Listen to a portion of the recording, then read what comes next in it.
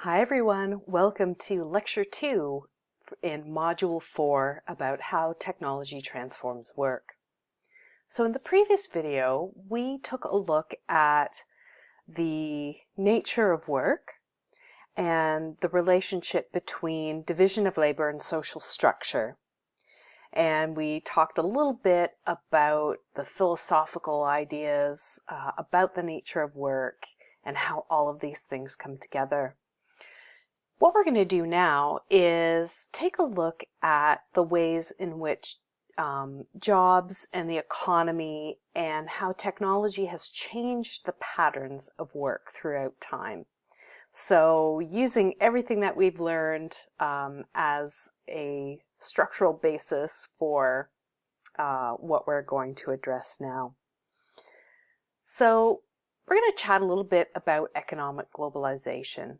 But to get there, we need to address some contradictions in work and especially manufacturing work. So we talked in the last video in our exercise about robots in the workplace and the anxiety that this raises, that there are contradictions that operate in that feeling of anxiety and fear. And we're seeing this play out over and over again throughout human history. And certainly over the past century, many of the jobs performed by manufacturing workers have been lost to mechanization. But the total employment has increased quite massively around the world. So the bulk of the job creation, as we were talking about earlier, has shifted from manufacturing into service sector jobs. And these service sector jobs can be found in medicine, education, entertainment, law enforcement, wholesale and retail sales, as well as transportation. And many jobs in manufacturing now are actually service occupations. So there are things like consulting engineers and, oh gosh, what's the word? It'll come to me like next week. But people who design and create the ways in which factories are laid out. These are all service occupations now. So this idea that once manufacturing jobs go away, that they are never replaced, or what we call the lumpen assumption, it's not the case. So the number of workers performing service type functions in manufacturing is growing and is very large, and it indicates then further changes in the nature of work. And for the service sector, the desire for service sector work shows no sign of abating. In fact, it is constantly expanding, largely because it generates all sorts of unpredictable types and numbers of jobs. So the more technology and automation that seems to be occurring, the more service sector jobs that pop up in order to support and augment it. Now, this does lead to another contradiction, that how can jobs that don't produce an actual material physical object be economically viable? And this we are still discovering, that these sorts of jobs that don't produce a physical thing are just as necessary to an economy. And what's really interesting about service sector jobs, it should be pointed out, that service industries prefer humans to machines, largely because service sector jobs rely on principles of trust, of building relationships, and of course on human contact. So we're seeing sort of a barrier that exists between manufacturing and service sector work that technology doesn't quite penetrate at this point in time. It could be the case maybe in the future that your professor, like me, could be replaced by a robot, but think about the implications of that. As a student, I would hope, maybe, you would prefer building a relationship with your teacher that you feel comfortable and you could talk to, and knowing that there's a person with interests and capacities and thoughts and feelings on the other end of your computer rather than learning from a robot. So it just speaks to this point that service sector jobs they seemingly incompatible with automation and the budding interest in artificial intelligence. To that point, too, we should talk a little bit about income inequality because, of course, technological change emerges many new high-paying occupations and business opportunities that didn't exist in the past and distinguish themselves, at least economically and socially, from manufacturing jobs. So there is a problem that with the greater rate of use of technology and technological change, there is a greater gap that grows between the rich and the poor. So on the one hand, technological change results in lots of interesting high-paying occupations and business opportunities. But the other hand, technological change has also been implicated in diminishing economic opportunities and an overall reduction in wages for significant portions of the labor force. We're going to address that in a little bit when we talk about the gig economy and how the advancement of technology and the digital revolution has created an economic and labor system that undermines workers and sort of allows for multinational corporations to allow really precarious labor to occur. And of course, this growing income inequality rift has multiple implications, not just for labor security, but also for health, personal health. So I just made a note here that in our notebook, there is a really helpful infographic that walks you through some of the data points in looking at the relationship between job instability, the rise in technology, and health effects. So that is there for you to peruse when you have a bit more time. But moving forward here, in step with the increase in inequality, economic globalization has both contributed and sought to lessen this gap. And it's a really hot topic right now. I'm sure you already have a pretty formulated opinion about whether or not you think economic globalization is largely good or largely bad for societies. And I'm not really going to give you arguments for or against, other than to point out that economic globalization really is here to stay. So the idea that we can have a revolution and overthrow globalization, I think, is not terribly realistic. What we should aim to do is recognize both the benefits and the burdens and be willing to change the things that globalization and capitalism as a foundational ideological principle, we need to look to change those things to make things more equitable. So I did want to point out that economic globalization does some really powerful things and positive things. one of the things it does is lower the prices of goods so that more people can partake in exchanging their personal wealth for products and sort of distributing both labor and commercial interests in a broader way so that more people can benefit from trade practices.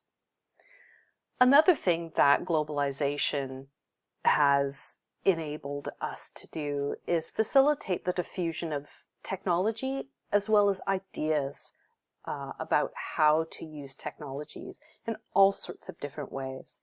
And I'm sure that you can bring to mind really quite easily some really novel approaches to using technology in all sorts of different ways.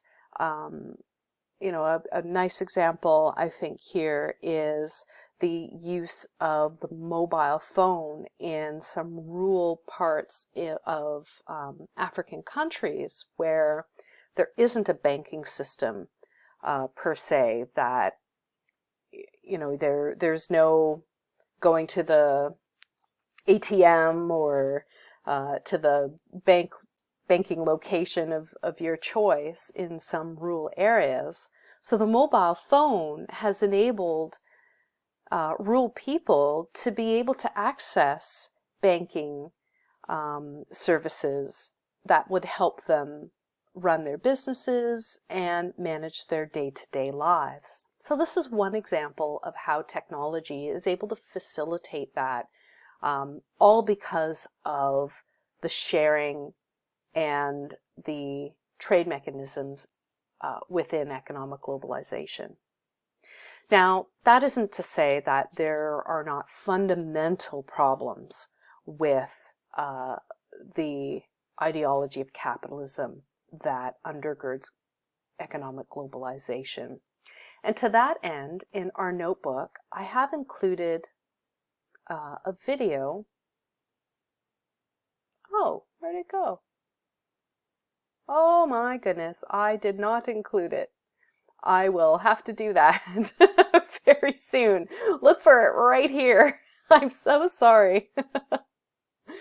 It will be up by the time that you are looking at this. Whoopsie doodle. But I did find an interesting video that sort of walks you through some ways that all of us can improve our thinking about capitalism and therefore deal with the growing income gaps, not only in our communities but around the world. So our next and final part of our module this time around is looking at the changing patterns of work and how technology has very profoundly altered some of the ways in which we conceive of and practice our working lives. So I want to just open with the question that you can consider: are work habits due to technological or social factors? In other words, are our work habits due to some form of technological determinism, in that the technologies that we have sort of lay the groundwork for how it is that we work? Or do we as human beings create the conditions for our work habits? So I'm going to give you two different ways of thinking about this question in the way of two case studies. So in our notebook, I have included some discussion questions that you can work on when you're thinking about these case studies. And I really look forward to your answers here. But I'm going to talk a little bit about both of these cases. So the first case that we're looking at is a study of time and timekeeping. And time shapes both the amount of time that is expended on work and the way in which work is scheduled. So prior to the invention of the clock, work really wasn't pursued with the kind of single-mindedness that we approach work today. Like, I'm going to work from 9 until 5 and take a break at noon, and I'm going to achieve all of these productive goals in this day. Work really was get around to it. Maybe this will happen. It all depends on when other people are doing other things. It was very unstructured, would be a polite way of putting it. But with the rise and use of the clock, we start to see a change in how time is conceived. And a small part, well, I wouldn't say small, a good part of it has to do with the rise of Protestant ethic, and sometimes it's referred to as Calvinism or a Calvinistic ethic. And this sensibility, this way of seeing the world, gave a certain centrality to work as a spiritual calling, that, you know, each of us is here on this planet to do some particular job and contribute to our communities with our special mix of affinities and talents. So we really see the rise of this sort of thinking coming out of the writings of and the preaching of Protestant ministers and writers. And this way of being in the world leads to a regulation of work activities according to the dictates of a precise schedule. And the way that this scheduling occurs is through the invention of the mechanical clock. And what the mechanical clock did was essentially change the way in which societies are organized. And we start to see this kind of thinking coming out of the monasteries during the medieval era. And monasteries were essentially communities, and they were large enterprises that contained hundreds of workers and monks. And this idea that a calling exists for everybody helped organize these monasteries where people who had certain affinities and talents were able to contribute those to the monastery society.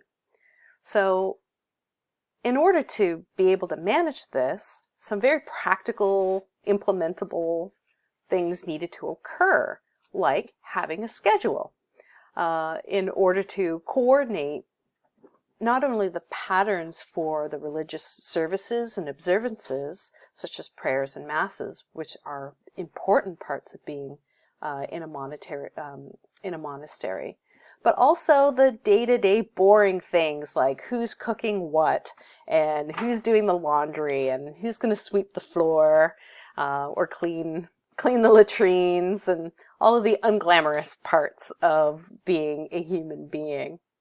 So the mechanical clock aids in this structuring of society. And what's interesting is the development of what is called the Rule of St. Benedict. And here we see the really stipulative, structured way in which day and night is divided into 12-hour intervals, kind of punctuated with the recitation of prayers at sunrise, the 3rd hour of day, at noon, the 9th hour, and at sunset. And in between that, you had your activities, whether they be the daily chores and tasks or getting prepared for prayers and masses and other spiritual labor. And this isn't to say that the history of timekeeping comes out of the invention of the mechanical clock. not by any means. As you will see in the video that I've posted about the mechanical clock and a history of timekeeping, you'll see that it is an old practice, but what makes the invention of the mechanical clock so important is the way in which it was taken up as a way to structure daily life, as well as the precision of this. So you'll learn a lot about the use of sundials and how imprecise that was versus what the mechanical clock can do. To sort of round this case study out, what the clock does is make time into a substance. Time really is a philosophical idea, and it doesn't exist. The clock has given it some sort of meaning and a way of measuring the passage of time and the passage of this idea. So we can count using this device seconds, hours, decades, or centuries.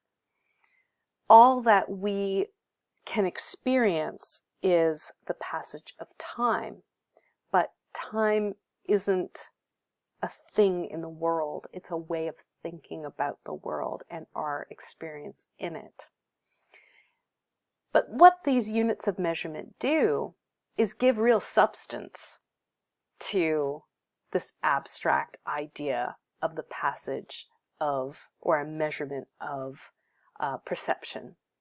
And what's even more interesting is that time, with its consumption linked to labor, becomes a commodity. And we can talk about time as if it were a commodity, that we're buying ourselves some time by doing something early, or we're wasting time if we're not doing something productive. Or, of course, the phrase "time is money" illustrates this point. But here's where we need to think really deeply about whether or not we still think that time is technologically determined, or have we constructed it? Is it a social construction? And to that end, I've also included a video about the philosophical conception of time and asking whether or not time exists at all. And there are some discussion questions to help get you thinking about this more deeply. The second case study that I want us to consider for this module is the rise of the gig economy. And chances are you probably know a lot about this. Likely many of you might have a part-time job delivering food to people, especially now that the COVID pandemic has sort of regulated our life, and people order in more often than they would in pre-COVID times. Maybe you work some other sort of gig job, maybe driving people around in an Uber or what have you. So chances are you understand this kind of work in a more visceral way. But to make things formal, gigs are short-term employment opportunities that are offered to independent contractors in order to perform specified tasks. So if you were a delivery person, you are an independent contractor, you can pick the time that you want to work and how often you want to work, but you're considered an independent contractor who's paid to only do the job of delivery. You don't have to do anything else. You're there to deliver things. And that kind of encompasses the idea of a gig. It's just a string of short-term employment opportunities. And this isn't to say that this kind of employment pattern hasn't existed in the past. It absolutely has. And it's all over the world. In fact, it's probably more prevalent than having a stable job that you would hold down for, 20, 30, 40 years of your life. So the concept of temporary workers is not new, but the widespread use of gigs as a viable structure of labor is made possible by something that is new, these digital technologies, such as computing, iPhones, apps on those iPhones that can then connect with businesses in order to be the middle person between you as the delivery person and the kitchen staff who's making the delicious food that you are going to deliver to a family and make them really happy. As you could tell, it's around supper time when I'm filming this because I'm very much fixated on food and eating and possibly delivery.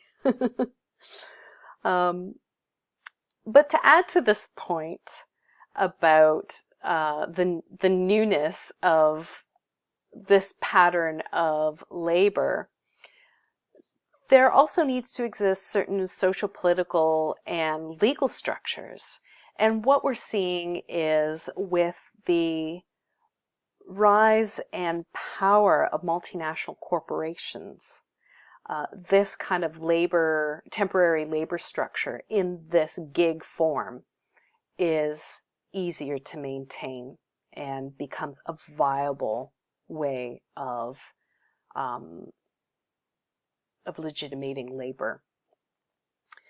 Now, gig economies, of course, generate all sorts of new issues about worker-employer relations, as well as laws and policies that govern wages, working hours, and working conditions. And this kind of economic relationship can even go as far as cutting out the employer altogether.